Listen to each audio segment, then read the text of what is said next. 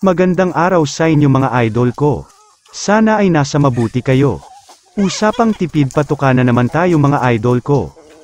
Gusto ko lang ibahagi ito sa inyo mga idol ko ang pamamaraan ko kung paano makatipid sa patuka. At kahit tipid sa patuka ay sobra naman laki ng mga alaga ko.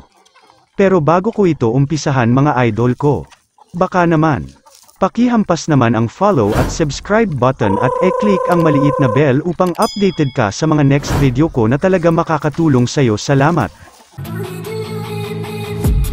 I've been dreaming on in my head like I've seen it. A life worth living is a life with meaning. I'll do what I love till my heart stops beating. I'm feeding this. Ang gagawin nyo lang sa kangkong o water spinach ay tad teren. Yung sakto lang na kayang lunukin ng mga alaga nyo idol. Katulad nitong ginagawa ko. At kung medyo maliliit o sisiw ang pakikainin, medyo tad teren nyo lang ng pino para hindi sila mabulunan. At para lalong magustuhan ito ng mga alaga nyo idol, pwede nyo itong haluan ng feeds binlid o pinong mais. Optional lang naman yun idol. At hindi ko inirerekomenda ang darak dahil wala itong masyadong sustansya. Ang kagandahan kasi nito mga idol ay organic. Mas masarap ang magiging karne ng mga alaga nyo. Isa sa mga health benefits nito ay ang calcium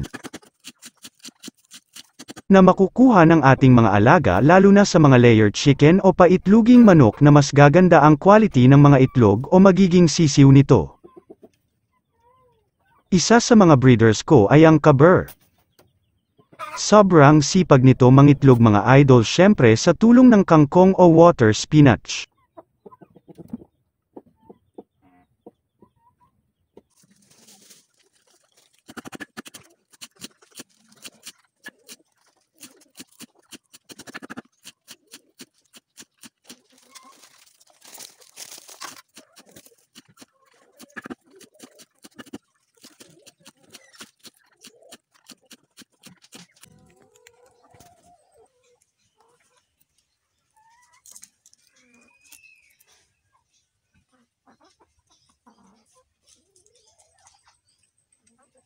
Ay nahiya ka pa tumuka.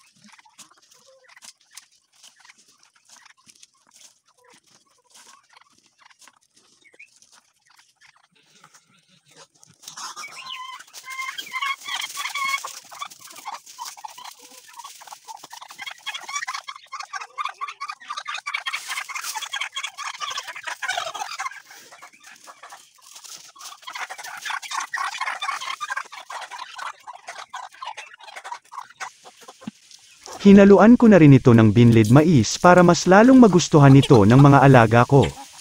Mekes-mekes nyo lang yan mga idol ko.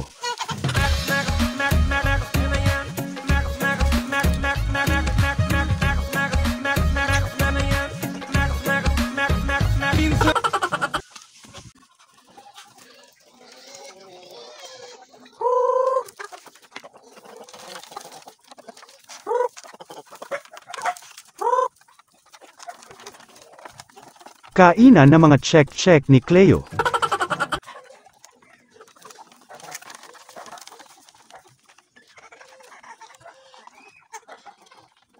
Mukhang nasa kaldero na ng kapitbahay ko ang iba kong alaga. Bakit wala sa kalahati ang andito? Natinola na ata o ginawa ng pulutan.